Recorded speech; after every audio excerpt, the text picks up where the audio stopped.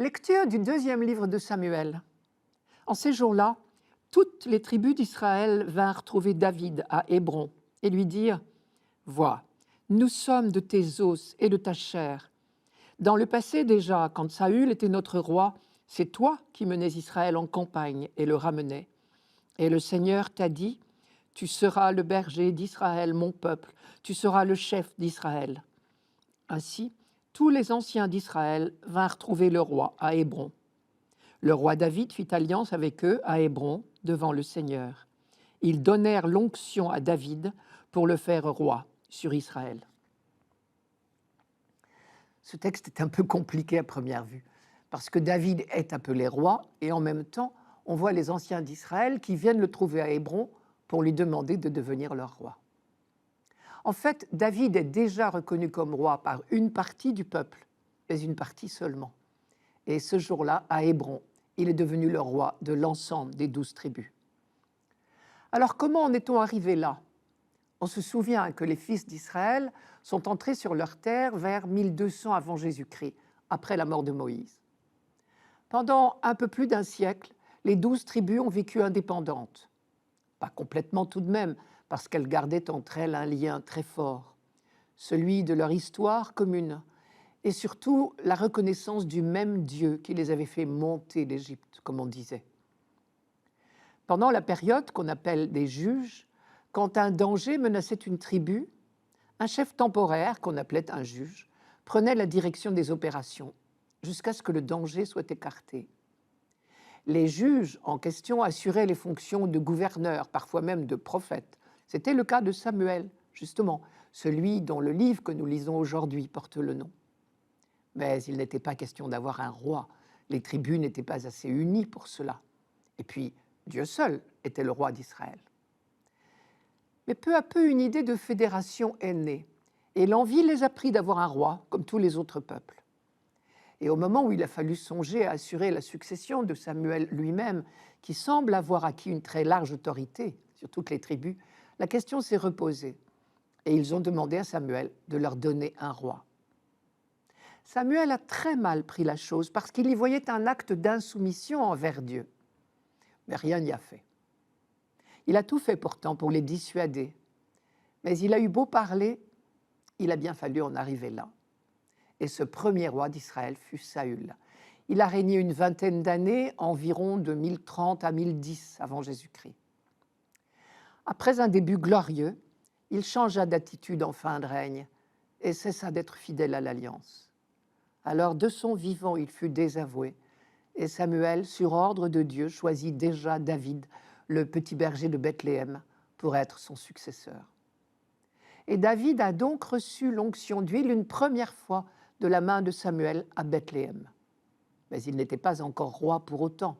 Dans un premier temps, Saül était encore le roi en titre. On connaît la suite.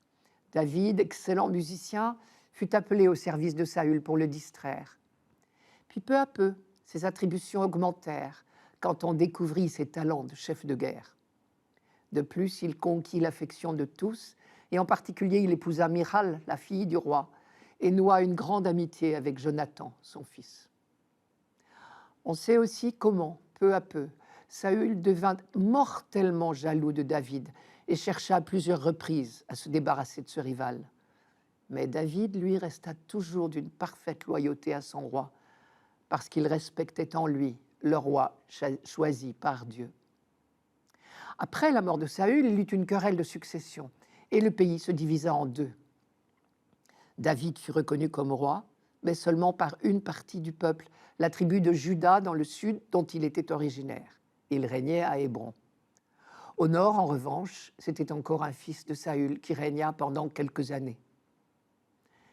Et puis après des quantités d'intrigues, de complots, de meurtres dans le royaume du Nord, le fils de Saül fut assassiné. Et c'est à ce moment-là que les tribus du Nord, privées de roi, se tournèrent vers David. Avec le texte d'aujourd'hui, nous assistons donc à la scène du ralliement des tribus du Nord. Je cite, « Toutes les tribus d'Israël vinrent trouver David à Hébron et lui dire « Nous sommes du même sang que toi, nous sommes tes os et ta chair. Dans le passé déjà, quand Saül était notre roi, tu dirigeais les mouvements de notre armée. Et le Seigneur t'a dit « Tu seras le berger d'Israël, mon peuple. » Alors le roi David fit alliance avec les anciens d'Israël à Hébron devant le Seigneur, et eux donnèrent l'onction à David pour le faire roi. Voilà donc les 12 tribus enfin réunies sous la houlette d'un unique pasteur, à la fois choisi par Dieu et reconnu par ses frères comme un des leurs. Cette désignation par Dieu est manifestée par l'onction qui lui est faite avec l'huile sainte, et désormais il porte le titre de Messie, qui veut dire justement le frotté d'huile. Cette onction d'huile est le signe que Dieu l'a choisi et que l'Esprit de Dieu est avec lui. Et c'est Dieu qui lui a fixé sa tâche, être un pasteur, un berger pour son peuple. Bel idéal pour un roi. Mais on sait bien ce qu'il en est. Cet idéal d'un roi à la fois issu de son peuple et choisi par Dieu, qui soit un pasteur uniquement préoccupé d'offrir à son troupeau l'unité et la sécurité, restera malheureusement tout au long de l'histoire d'Israël un rêve. Mais la foi dans les promesses de Dieu l'emportera toujours sur les déceptions de l'histoire. On continuera d'attendre celui qui porterait dignement le nom de Messie. 1000 ans après David, un de ses lointains descendants, qu'on appellera souvent fils de David, inaugurera enfin ce règne définitif. Et il dira de lui-même, « Je suis le bon pasteur. »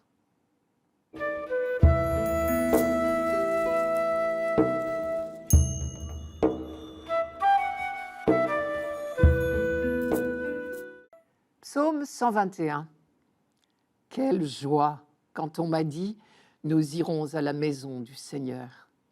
Maintenant notre marche prend fin devant tes portes, Jérusalem. Jérusalem, te voici dans tes murs, ville où tout ensemble ne fait qu'un. C'est là que montent les tribus du Seigneur, là qu'Israël doit rendre grâce au nom du Seigneur. C'est là le siège du droit, le siège de la maison de David. Appelez le bonheur sur Jérusalem, paix à ceux qui t'aiment. Maintenant notre marche prend fin devant tes portes, Jérusalem. C'est un pèlerin qui parle. Son groupe vient d'arriver aux portes de la ville sainte, enfin. Nous sommes après l'exil à Babylone, le temple détruit, dévasté, profané par les troupes de Nabuchodonosor, a été reconstruit vers 515 avant Jésus-Christ. La ville aussi a été rebâtie. Notre pèlerin constate avec joie, « Jérusalem, te voici dans tes murs. » Et il continue, « Ville où tout ensemble ne fait qu'un. » Il parle de l'assemblage des constructions, bien sûr, mais aussi de l'unité du peuple autour de cette ville où l'on s'assemble pour renouveler l'alliance avec Dieu. Une promesse commune, un destin commun maintiennent ce peuple dans l'unité. Et si Dieu a ordonné de venir régulièrement en pèlerinage à Jérusalem, c'est pour maintenir justement l'unité du peuple dans la ferveur et la joie de l'alliance. Car ce pèlerinage, comme tous les autres, obéit à un ordre de Dieu. C'est là que montent les tribus du Seigneur. C'est là qu'Israël doit rendre grâce au nom du Seigneur, dit le psaume. Le mot « tribu » est un rappel de l'Exode. Le mot « monter » également. Jérusalem est située sur la hauteur, on le sait bien, il faut y monter, c'est vrai. Mais le mot « monter » est aussi une allusion à la libération d'Égypte. Quand on parle de cette libération, on dit « Dieu nous a fait monter du pays d'Égypte ». Et désormais, on monte à Jérusalem en pèlerinage. Et on monte vraiment. Le pèlerinage se fait à pied, parfois de très loin, dans la fatigue, la chaleur, la soif, mais aussi la ferveur du coude à coude et des difficultés surmontées ensemble. Entre parenthèses, nos parcours en autocar de Jéricho à Jérusalem, par exemple, ne peuvent pas assurer de la même manière cette cohésion du groupe et cette ferveur commune. Quand le pèlerin de notre psaume s'exclame « Maintenant notre marche prend fin », il exprime tout à la fois l'émerveillement devant le spectacle de la ville et le soulagement d'être arrivé enfin. Donc on monte à Jérusalem, comme les tribus sont montées du pays d'Égypte, sous la conduite de Moïse, puis de Josué, grâce à la protection du Dieu libérateur. Dans le verset, c'est là que montent les tribus du Seigneur. L'expression tribu du Seigneur, elle aussi, est un rappel de l'alliance, au moins pour deux raisons. D'abord, l'emploi du nom Seigneur. C'est le fameux nom révélé à Moïse dans le buisson ardent. Quant à la préposition du, les tribus du Seigneur, elle dit l'appartenance qui est justement caractéristique de l'alliance. L'une des formules de l'alliance, on pourrait presque dire sa devise, était « Vous serez mon peuple et je serai votre Dieu ». Et si l'on monte à Jérusalem chaque année pour la fête des tentes, c'est pour se retremper dans la ferveur de l'alliance, au cours des multiples célébrations qui en déploieront tous les aspects. Mais le point commun de toutes ces célébrations, ce sera l'action de grâce au Dieu d'Israël pour son alliance et sa fidélité. C'est là que montent les tribus du Seigneur. C'est là qu'Israël doit rendre grâce au nom du Seigneur.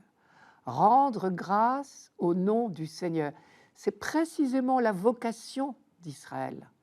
Tant que l'humanité tout entière n'aura pas reconnu son Seigneur, c'est le rôle d'Israël au milieu des nations d'être le peuple de l'action de grâce.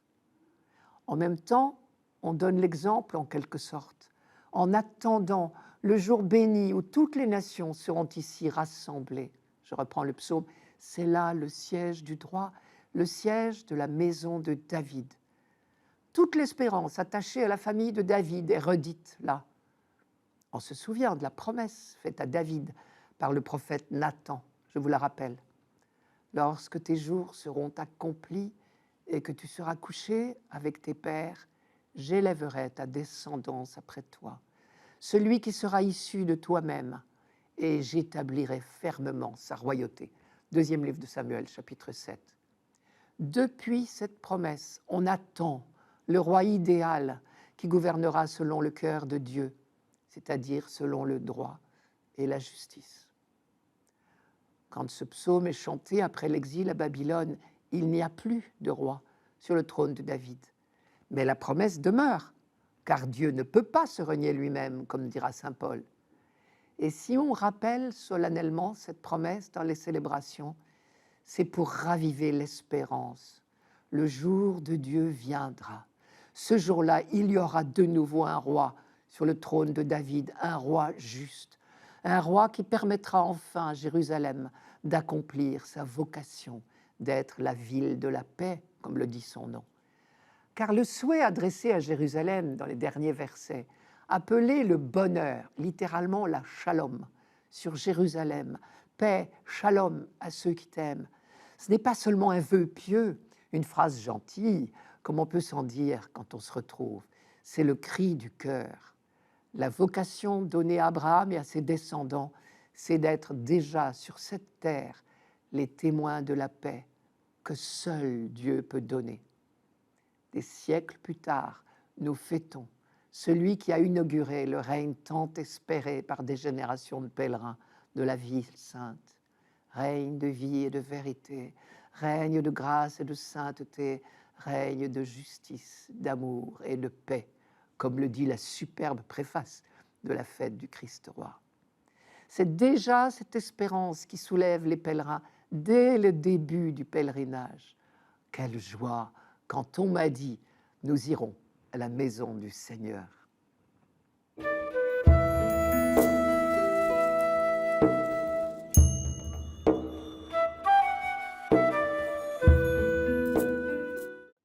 Lecture de la lettre de saint Paul apôtre aux Colossiens. Frères, rendez grâce à Dieu le Père, qui vous a rendu capable d'avoir part à l'héritage des saints dans la lumière. Nous arrachant au pouvoir des ténèbres, il nous a placés dans le royaume de son Fils bien-aimé. En lui, nous avons la rédemption, le pardon des péchés. Il est l'image du Dieu invisible, le premier-né avant toute créature. En lui, tout fut créé dans le ciel et sur la terre. Les êtres visibles et invisibles, puissance, principauté, souveraineté, domination, tout est créé par lui et pour lui. Il est avant toute chose et tout subsiste en lui. Il est aussi la tête du corps, la tête de l'Église. C'est lui le commencement, le premier-né d'entre les morts, afin qu'il ait en tout la primauté. Car Dieu a jugé bon qu'habite en lui toute plénitude, et que tout par le Christ lui soit enfin réconcilié, faisant la paix par le sang de sa croix, la paix pour tous les êtres sur la terre et dans le ciel.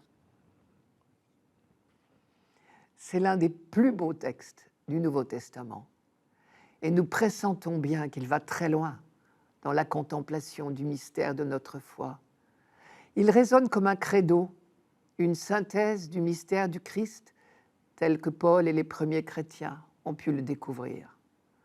On a là une grande fresque du projet de Dieu et l'affirmation que cette œuvre de Dieu est accomplie en Jésus-Christ.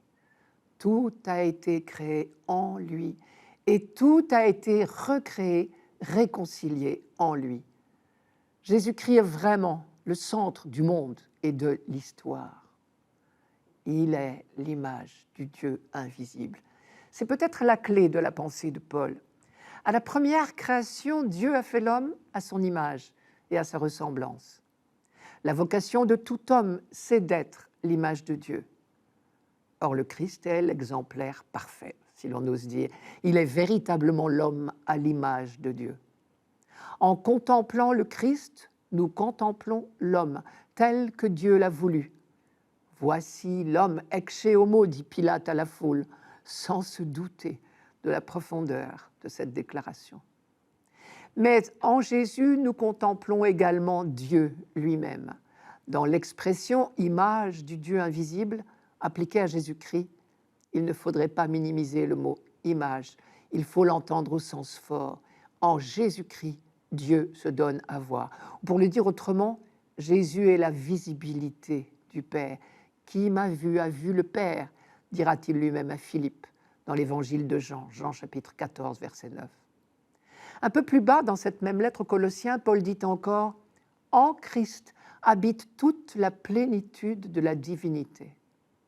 Il réunit donc en lui la plénitude de la créature et la plénitude de Dieu. Il est à la fois homme et Dieu. En contemplant le Christ, nous contemplons l'homme. En contemplant le Christ, nous contemplons Dieu. Reste à savoir pourquoi le sang de la croix du Christ, comme dit saint Paul, nous réconcilie avec Dieu. Et là, le problème, semble-t-il, c'est que ce texte peut être lu de deux manières. Première manière, mais qui donnerait de Dieu une idée complètement fausse. Dieu aurait voulu que Jésus souffre beaucoup pour mériter l'effacement de nos péchés. Mais il faut tourner résolument le dos à des explications de ce genre. On sait bien qu'il ne s'agit pas de payer une dette à Dieu. Deuxième manière de comprendre ce texte, c'est celle que je vous propose. C'est la haine des hommes qui tue le Christ. Mais par un mystérieux retournement, cette haine est transformée par Dieu en un instrument de réconciliation, de pacification. À l'échelle humaine, nous avons parfois des exemples de cet ordre. Je pense à des hommes comme Yitzhak Rabin, Martin Luther King, Gandhi, Sadat. Ils ont prêché la paix, l'égalité entre les hommes. Cela leur a coûté la vie. Ils ont été victimes de la haine des hommes. Mais paradoxalement, leur mort a inauguré un progrès de la paix et de la réconciliation. Un témoignage d'amour et de pardon qui va parfois jusqu'au sacrifice de sa vie, est un ferment de paix. Parce qu'il nous montre le chemin, il attendrit notre cœur, si nous le voulons bien. Mais cela ne suffit pas à réconcilier l'humanité tout entière avec Dieu, car ils ne sont que des hommes. Jésus, lui, est l'homme-Dieu. Il est à la fois le Dieu qui pardonne et l'humanité qui est pardonnée. Ce qui nous réconcilie, c'est que le pardon accordé par le Christ à ses bourreaux est le pardon même de Dieu. C'est Dieu qui pardonne, par pure miséricorde de sa part. Et désormais, nous savons, parce que nous l'avons vu de nos yeux, jusqu'où va l'amour et le pardon de Dieu. C'est pour cela que nous avons des crucifix dans nos maisons. J'ajoute que seul Jésus, parce qu'il est Dieu, peut nous transmettre l'Esprit de Dieu pour que nous devenions capables de pardonner à notre tour. Comme dit saint Paul, il a plu à Dieu de nous pardonner à travers Jésus-Christ. Je cite, « Dieu a jugé bon qu'habite en lui toute plénitude, et que tout par le Christ lui soit enfin réconcilié, faisant la paix par le sang de sa croix, la paix pour tous les êtres sur la terre et dans le ciel. » Au jour du vendredi saint sur le calvaire, celui que nous appelons le bon larron fut le premier bénéficiaire de cette réconciliation. Ce n'est pas magique pour autant, on ne le sait que trop. Cette nouvelle alliance inaugurée en Jésus-Christ est offerte, mais nous demeurons libres de ne pas y adhérer. Pour nous baptisés, elle devrait être un sujet sans cesse renouvelé d'émerveillement et d'action de grâce. Et c'est pourquoi Paul commençait sa contemplation par ces mots « Rendez grâce à Dieu le Père, qui vous a rendu capable d'avoir part dans la lumière à l'héritage du peuple saint. » L'Église, par vocation, c'est ce lieu où l'on rend grâce à Dieu.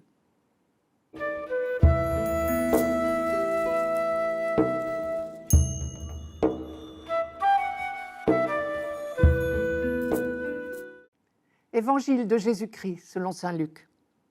En ce temps-là, on venait de crucifier Jésus, et le peuple restait là à observer. Les chefs tournaient Jésus en dérision et disaient « Il en a sauvé d'autres, qu'il se sauve lui-même, s'il est le Messie de Dieu, l'élu. » Les soldats aussi se moquaient de lui. S'approchant, ils lui présentaient de la boisson vinaigrée en disant « Si tu es le roi des Juifs, sauve-toi toi-même. » Il y avait aussi une inscription au-dessus de lui. « Celui-ci est le roi des Juifs. » L'un des malfaiteurs suspendus en croix l'injuriait. « N'es-tu pas le Christ ? Sauve-toi toi-même, et nous aussi. » Mais l'autre lui fit de vifs reproches. « Tu ne crains donc pas Dieu ? Tu es pourtant un condamné, toi aussi. Et puis, pour nous, c'est juste. Après ce que nous avons fait, nous avons ce que nous méritons. Mais lui, il n'a rien fait de mal. » Et il disait, « Jésus, souviens-toi de moi quand tu viendras dans ton royaume. » Jésus lui déclara, « Amen, je te le dis, aujourd'hui, avec moi, tu seras dans le paradis. » 3 fois retentit la même interpellation à Jésus crucifié. « Si tu es le Messie, ricanent les chefs. Si tu es le roi des Juifs, se moquent les soldats romains. Si tu es le Messie, injurie l'un des 2 malfaiteurs, crucifiés en même temps que lui. » Au passage, on note que chacun interpelle Jésus à partir de sa situation personnelle. Les chefs religieux du peuple juif attendent le Messie, l'élu de Dieu. Et à leurs yeux, il en a bien peu l'air. Les soldats romains, membres de l'armée d'occupation, ricanent sur ce prétendu roi, si mal défendu.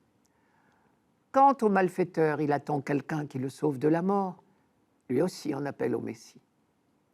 Ces 3 interpellations ressemblent étrangement au récit des tentations dans le désert, au début de la vie publique de Jésus. C'était au chapitre 4 de Luc.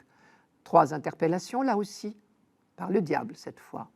Je vous les rappelle. Si tu es le Fils de Dieu, si tu es le Fils de Dieu, ordonne à cette pierre de devenir du pain. Si tu es le Fils de Dieu, jette-toi en bas, car il est écrit, il donnera pour toi à ses anges l'ordre de te garder. Et la 2e tentation concernait justement le titre de roi. Le tentateur lui avait fait voir d'un seul regard tous les royaumes de la terre et lui avait dit « Je te donnerai tout ce pouvoir et la gloire de ces royaumes, car cela m'appartient. Je le donne à qui je veux.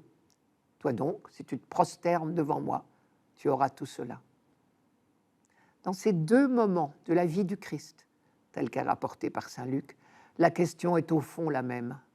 Quel est le rôle du Messie ? Est-ce un chef politique ou religieux ? Quelqu'un qui a tout pouvoir pour tout arranger ? Un roi tout-puissant ? Si c'est cela, Jésus ne répond évidemment pas à ce schéma. Ce condamné, crucifié comme un malfaiteur, n'a pas grand-chose apparemment d'un roi de l'univers. Il ne répond rien d'ailleurs à ces mises en demeure de montrer enfin son pouvoir. Dans l'épisode des tentations, à chacune des provocations du diable, Jésus avait répondu par une phrase de l'Écriture. Il est écrit, ce n'est pas seulement de pain que l'homme doit vivre. Il est écrit, tu te prosterneras devant le Seigneur ton Dieu, et c'est lui seul que tu adoreras. Il est dit, tu ne mettras pas à l'épreuve le Seigneur ton Dieu. Sur la croix, au contraire, Jésus ne répond pas. Il ne dit rien tout au long de cette scène de provocation. Et pourtant, l'interpellation est de taille. Messie, il l'est, et il le sait. Or, le Messie est celui qui sauvera le monde. Il devrait donc bien se sauver lui-même. Cela, c'est notre logique humaine. C'est la logique de ses interlocuteurs. Et c'est de cela qu'il meurt.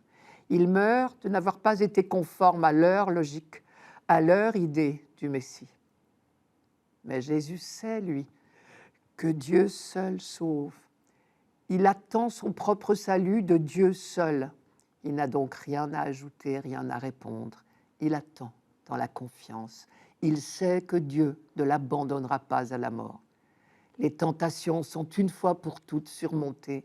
Il est resté fidèle à sa mission. Il ne s'est pas dérobé aux conséquences. Le voilà livré totalement aux mains des hommes. Que pourrait-il répondre de plus à ses adversaires? Donc il se tait. En revanche, cet épisode des injures est encadré dans l'évangile de Luc par deux paroles de Jésus, deux paroles de pardon. La deuxième, nous venons de l'entendre. C'est la phrase adressée à celui que nous appelons le bon larron. La première est rapportée par Luc juste avant le passage d'aujourd'hui. Je vous la rappelle. « Père, pardonne-leur, ils ne savent pas ce qu'ils font. » Parole humaine et divine à la fois, puisqu'il est l'homme-Dieu. Le pardon accordé par le Christ à ses bourreaux est le pardon même de Dieu. En Jésus, homme et Dieu, c'est Dieu qui pardonne. Nous sommes réconciliés. Il nous suffit d'accueillir cette réconciliation. Et c'est très exactement ce que fait celui qui nous est donné en exemple, le bon larron. Il reconnaît Jésus comme le Messie, il l'appelle au secours. Prière d'humilité et de confiance, il lui dit « Souviens-toi ». Ce sont les mots habituels de la prière que l'on adresse à Dieu. À travers Jésus, c'est donc au Père qu'il s'adresse. « Jésus, souviens-toi de moi quand tu viendras inaugurer ton règne. » On a envie de dire « Il a tout compris ». Et Jésus lui répond « Amen, je te le déclare. Aujourd'hui avec moi, tu seras dans le paradis. » Aujourd'hui. L'attitude de vérité et d'humilité de cet homme qui n'était certainement pas un enfant de cœur, comme on dit, est la seule condition pour que ce jour soit l'aujourd'hui du salut pour lui.